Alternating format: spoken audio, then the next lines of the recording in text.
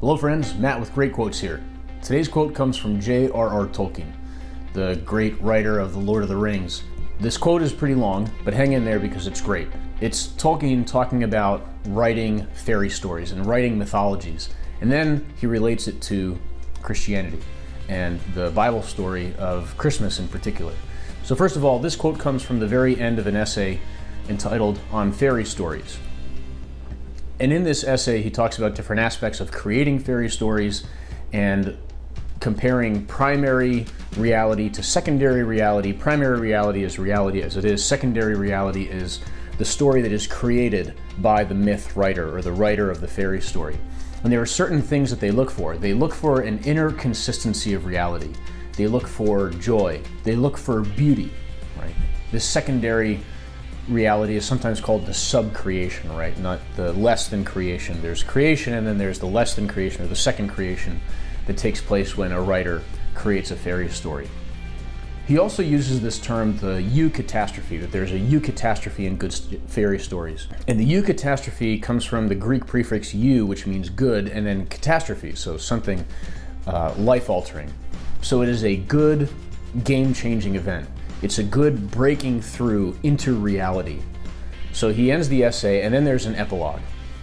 And here's just a piece of it. I recommend reading the whole thing, but here's part of it. The Gospels contain a fairy story, or a story of a larger kind, which embraces all the essence of fairy stories. They contain many marvels, peculiarly artistic, beautiful, and moving, mythical in their perfect self-contained significance.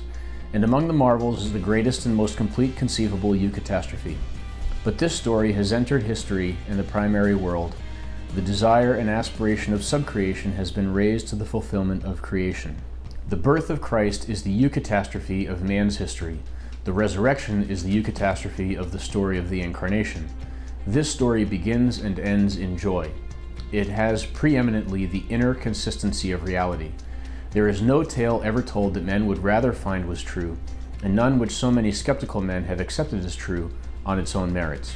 For the art of it has the supremely convincing tone of primary art, that is, of creation. To reject it leads either to sadness or to wrath. When we first start reading this quote, it seems like Tolkien is going to say that the Bible story is a myth. In other words, something that didn't really happen.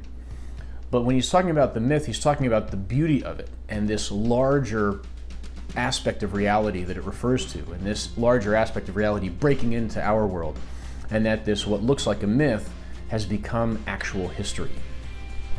It has the aspects of myth because of the joy and the beauty, but it is history. It's something that has actually happened and broken through into our world.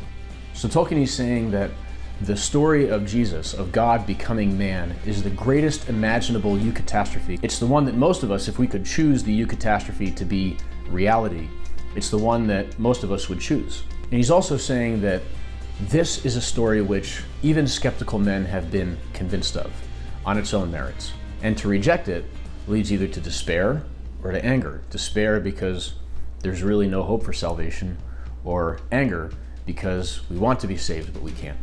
So Merry Christmas, thanks for watching. Don't forget to subscribe.